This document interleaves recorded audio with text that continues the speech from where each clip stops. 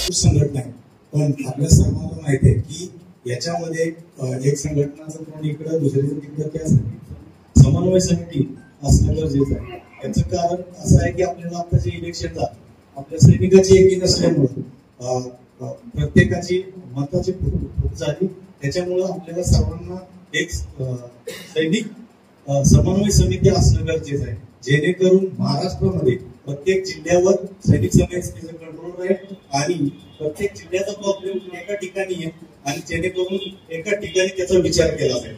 आणि सैनिक समन्वय समितीमध्ये जे पदाधिकारी आहेत ते खूप विचारवंत आहेत. त्याच्यामध्ये त्या काय पदाधिकाऱ्यांना माहित नसेल की जे आपले टीम मध्ये जे पदाधिकारी आहेत ते खूप अनुभवी आणि हुशार आहेत, त्यांना पूर्ण संघटनेचं नॉलेज आहे. जसे कोटे साहेब, चौधरी साहेब, खामकर साहेब, याच्यामध्ये असे पण जे प्रॉब्लेम येतात त्याच्यासाठी सैनिक समन्वय समिती असणं गरजेचं आहे. एवढं बोलून माझं भाषण थांबवतो. जय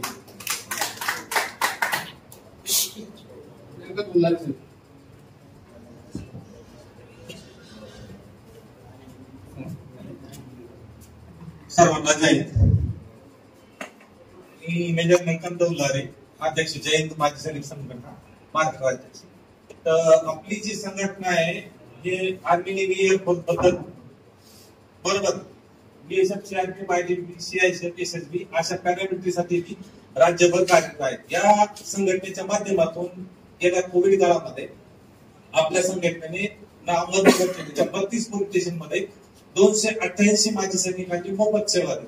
त्याबद्दल महाराष्ट्रामधून पहिला सर्व सैनिकांचा शासकीय सन्मान, पहिला शासकीय सन्मान अहमदनगर जिल्ह्याच्या कलेक्टर साहेबांनी आपला अहमदनगर मध्ये केला.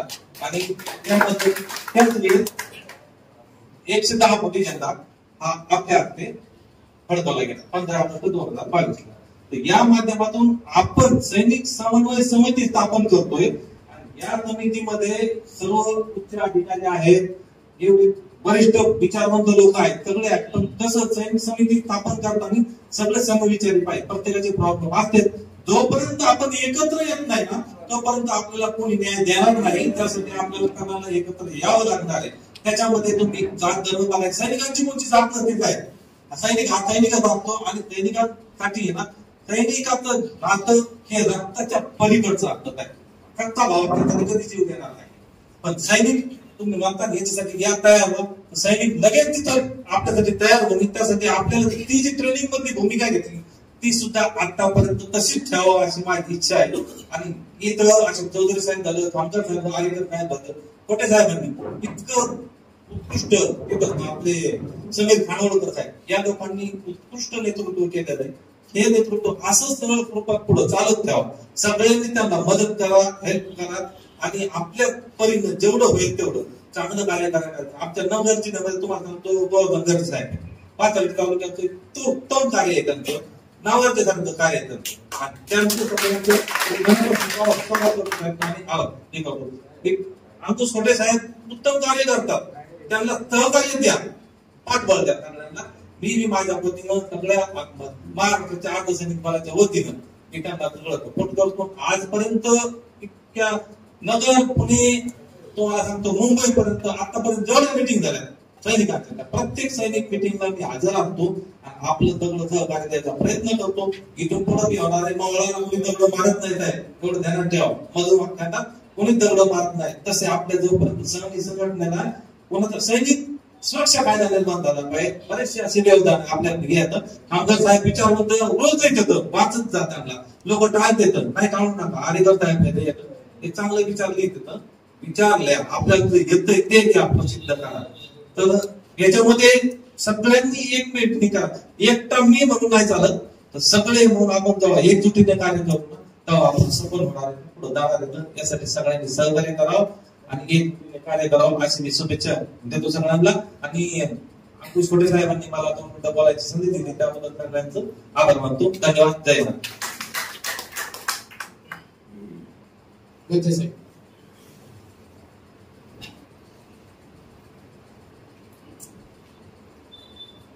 आज राष्ट्रीय महाराष्ट्र राज्य माजी सैनिक समन्वय समितीची बैठक होत आहे. तर जे माजी सैनिक समन्वय समिती महाराष्ट्र राज्याचे जे वरिष्ठ चिंतक आहेत त्यांना मी फक्त याविषयीच माझे काही सुझाव देणार आहे. सर्वप्रथम समन्वय समितीचं संचालक मंडळाची स्थापना झाली पाहिजे. त्यामध्ये कुणाला काय पद दिलेले आहेत ते स्पष्ट व्हायला पाहिजे. वारंवार समन्वय समितीच्या कुठेही बैठका घेण्याची आवश्यकता पडली नाही पाहिजे. जे समन्वय समितीचं संचालक मंडळ आणि महाराष्ट्र राज्यातील 36 जिल्ह्यातील समन्वय समितीचे जे अध्यक्ष आहेत त्यांचाच एक सोशल मीडिया व्हॉट्सअपवर एक ग्रुप असायला पाहिजे. प्रत्येक जिल्ह्यातील प्रत्येक सैनिकाला त्या ग्रुपवर घेण्याची आवश्यकता नाही. समन्वय समितीमध्ये जे 36 जिल्ह्याचे वेगवेगळे ग्रुप त्या जिल्हाध्यक्ष ओपन करतील. त्या ग्रुप मधील त्या जिल्ह्यातील आणि तालुक्यातील जे पदाधिकारी आहेत तेच असायला पाहिजेत. तालुका लेवलला समन्वय समितीचा ग्रुप असायला पाहिजे. त्या ठिकाणी समन्वय समितीचे पदाधिकारी आणि पूर्ण माजी सैनिक आणि केंद्रीय फोर्सचे सर्व सैनिक असायला पाहिजेत. आणि या सर्व घडामोडीवर नियंत्रण जे समन्वय समितीचं संचालक मंडळ आणि जिल्हाध्यक्ष त्यांनी ठेवायला पाहिजे. आपण करतो काय, समन्वय समितीचा ग्रुप ओपन करतो, ज्याचे नंबर मिळाले त्याला आपण त्या समन्वय समितीच्या ग्रुपमध्ये घेतो. एखादा काहीतरी मेसेज टाकतो आणि खूप आपले जे वरिष्ठ आणि बुद्धिमान समन्वय समितीमधीलच वरिष्ठ सैनिक आहेत त्यांना उत्तर प्रतिउत्तराचा तिथे सिलसिला चालू होतो. आणि या सर्व घडामोडीमुळे आणि केवळ समन्वय समिती या व्हॉट्सअप आणि सोशल मीडियाच्या माध्यमातून आपली वारंवार ब्रेक होत आहे असं मला वाटतं. हे माझे व्यक्तिगत विचार आहेत. आणि जर एखादा समन्वय समितीच्या ग्रुपवर चुकीचे मेसेज टाकत असेल तर सर आपण आपल्या बुद्धी कौशल्याचा उपयोग करून त्या सैनिकाशी व्यक्तिगत संपर्क करून त्याला समजवलं पाहिजे. नाहीतर त्यांना ग्रुपमधून बाजूला व्हायला सांगितलं पाहिजे आपण ग्रुपमधून बाहेर करण्यापेक्षा. आता यासाठी संघटन घडवण्याचे जे माझे छोटेसे अनुभव आहेत, मी कोर्स ऑफ सिग्नल मधून 25 वर्षे 9 दिवस नोकरी करून 2021 फेब्रुवारी मध्ये सेवानिवृत्त झालो. त्या अगोदर मला अजिबात सैनिक संघटन पण असतं हे काही माहिती नव्हतं. परंतु पाथर्डीमध्ये एक सैनिकाचं हत्याकांड झालं. कोरोनाचा काळ होता. मी पण मेडिकल कॅटेगरी मधून आलो होतो. तेव्हा कुणीही असू द्या, मी कुणाचं नाव घेत नाही, ते तिथे आले, तिथे एपीआय वगैरे सस्पेंड झाले आणि त्यानंतर मी संघटनेमध्ये सक्रिय झालो. आणि जे कोणी तिथे अध्यक्ष निवडले त्यावेळेस 8 मे 2021 ला मी त्यांच्या पाठीशी उभा राहिलो. मला हे पण माहित नव्हतं की पाथर्डी तालुक्यामध्ये एकदा मिरी गटाला लुटलं होतं, तिथं सैनिक संघटन उभं राहिलं होतं. त्यानंतर घाटशिरस काका पिंपळगावला लुटून तिथं सैनिक संघटन ब्रेक झालं होतं. आणि हे तिसऱ्यांदा सैनिक संघटन. माझं ध्येय एवढंच होतं, सैनिकावर अन्याय झालाय आणि मलाही थोडस निराशा झाली मी सेवानिवृत्त झाल्यानंतर, म्हणून मी त्यांच्या पाठीशी उभं राहिलो. दुर्दैवाने जे सैनिक संघटनेचे अध्यक्ष होते त्यांचं निधन झालं, त्यांना हार्ट अटॅक आला.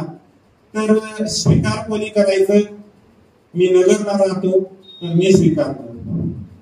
स्वीकारल्याच्या नंतर माझ्या पाठीमागे प्रश्न होते की आता मला प्रतिसाद कोण करणार. सर मी गाव गटागटामध्ये सैनिकांना शोधायचो, शेतामध्ये जायचो आणि एक दिवस ठरवायचो की ह्या गटातील ह्या 10 गावातील लोकांनी एकत्र यायचं आणि आपण मीटिंग करायची. असं करता करता मी पाथर्डीचा पूर्व भाग कव्हर केला, कारण पश्चिम भाग ऑलरेडी 15-20 लाखाला लुटून गेलेला होता. ते विश्वासात येत नव्हते. मग शेवटी मी आपले भीमराज पाटेकर साहेब मिरी गटातून त्यांना विश्वासात घेतलं. त्याच्यानंतर मग मी करंजी गटामध्ये आणि तिथले 8-10 गाव तिथं मीटिंग घेतली, विश्वासात घेतलं. मळी गट विश्वासात घेतला. सगळ्यात शेवटी कासार पिंपळगाव आणि घाटशिरसला विश्वासात घेतलं आणि नंतर माणिक दौंडीला.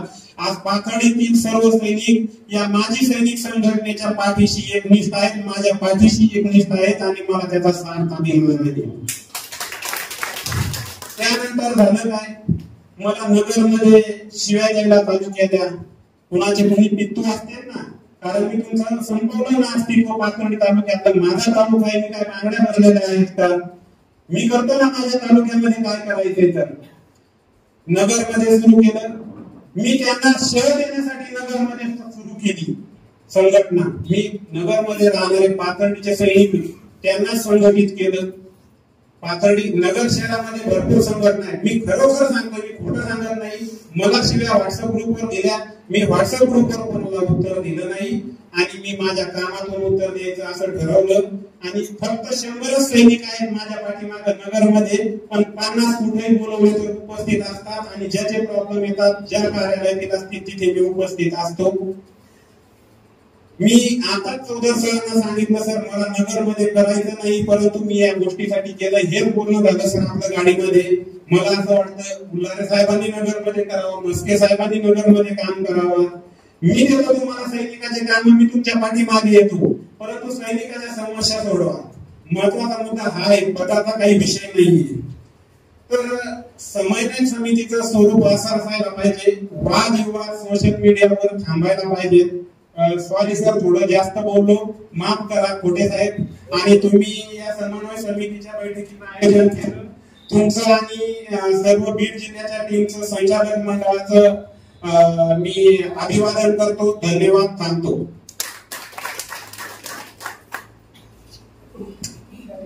धन्यवाद गर्जे साहेब, सुंदर असं मार्गदर्शन केलं आपण. यानंतर नगर मुख्यालयाचे अध्यक्ष मस्के साहेब करतो. आपण 2 मिनिटात आपण होतो. नमस्कार. आज खूप चांगला दिवस आहे सैनिकांसाठी. या समन्वय समितीचं जे गठन होत आहे याच्या आधी मी खूप प्रयत्न केले. समन्वय समिती व्हायला पाहिजे, फेडरेशन व्हायला पाहिजे, महाराष्ट्राची संघटना व्हायला पाहिजे. पण हे होतं काय, आपण पहिल्यासारखे नाही राहिलो. जसं आपण ऑन ड्युटी होतो सर, आपण ऑन ड्युटी असताना किती एकी होती आपल्यात, किती विचार होते. मग हे विचार रिटायर झाले का बदलते आपले. आज पुढे कार्यक्रम असला तर म्हणून मला इकडे जायचे, अरे येतो का, अरे मला हे काम नाही. मी काय म्हणतो, सैनिक संघटनेसाठी तुम्ही माहिती 1 दिवस तर द्या, बरोबर आहे. आणि जोपर्यंत आपण वेळ देत नाही तोपर्यंत हे सक्सेस नाही. आणि वेळ दिला पाहिजे. आताच गरजेचं सरांनी सांगितलं व्हॉट्सअप ग्रुप बद्दल. व्हॉट्सअप ग्रुपवर एवढे कमेंट करतायत विरोधात, तुम्हाला जर अडचण आहे पर्सनली फोन करून त्याला सविस्तर सांगावं हे.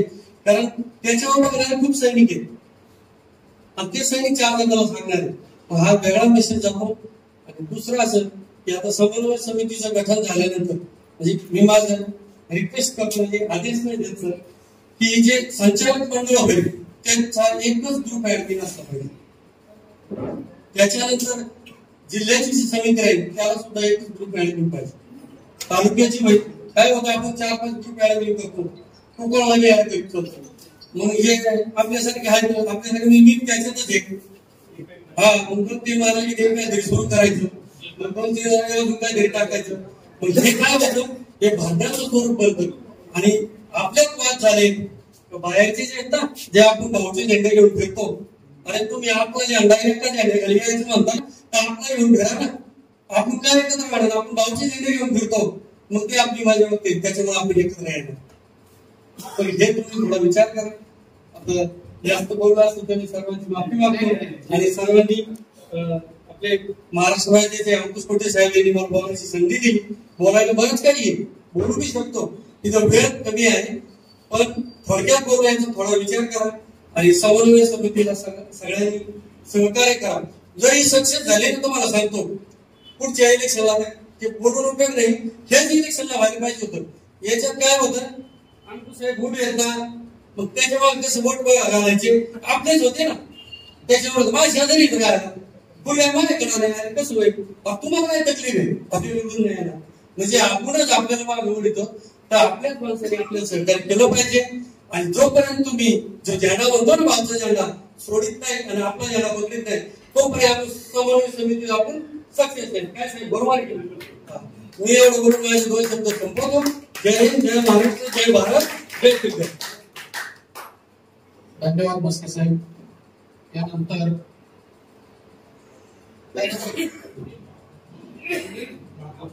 सुनील बाबू आपले विचार करतील. फक्त वेळेचं भान ठेवा. यानंतर भोजन होईल आणि भोजनाच्या नंतर परत दुसरं सत्र चालू. जय श्रीराम. सुनील रामदास महाराष्ट्र सर्व संघटनेचे पदाधिकारी सैनिक संघटना या समितीची स्थापना करण्याचा विचार केला आहे. मला हे सांगा, इथं त्रिदल संघटना सोडून किती संघटनेचे पदाधिकारी झालेले कोण कोण आहे?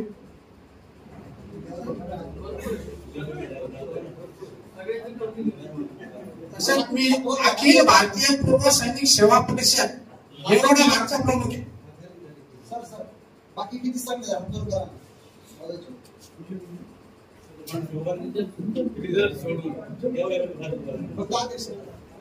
नऊ संघटनेचे 9 या 10 संघटनेचे पदाधिकारी आपण सगळ्यांनी हा विचार केला पाहिजे की सैनिक आढावा समिती चांगल्या पद्धतीने कशा प्रकारे होईल आणि आपल्या सैनिकांचा प्रश्न कशा पद्धतीने ती समिती ज्या सरांनी सांगितले आमदार व्हावा सैनिकांचा त्या पद्धतीने एक प्रतिनिधित्व तयार झालं पाहिजे आणि समितीने त्याबद्दल चीफ अध्यक्ष असेल किंवा जो समितीचा कोण मेंबर असेल त्यांनी राष्ट्रपतीला किंवा यांना मुख्यमंत्र्यांना घेऊन आपल्या समितीचे जेवढे सदस्य त्यांचे घेऊन प्रतिनिधित्व घेऊन त्यांच्यासोबत राहायला पाहिजे आणि त्यांना आपल्या प्रत्येक संघटनेचा एक लेटर प्रत्येक संघटनेच्या त्रिदलचा असून जसं माझ्या अखिल भारतीय पूर्व सैनिक सेवा परिषदचा असून प्रत्येक सैनिकांचा जो प्रश्न आहे आणि तो पाठपुरावा तो सैनिकांनी काय काम केले ते सांगायचे.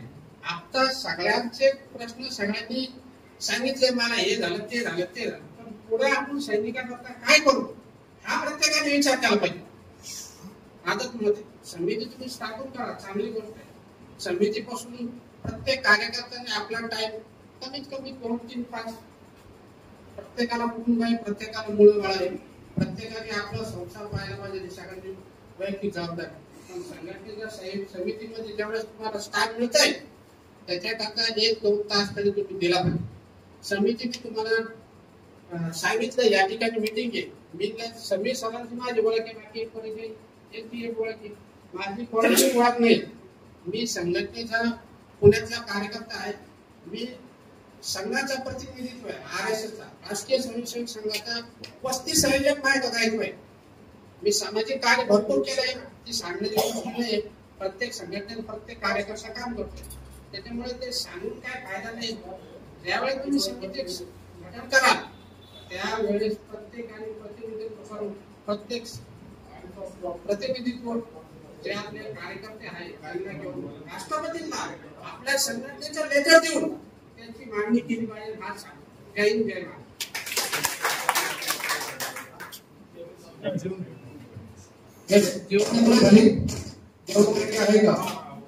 आता आपण सर्वजण भोजनाचा स्वाद घ्यायचा आणि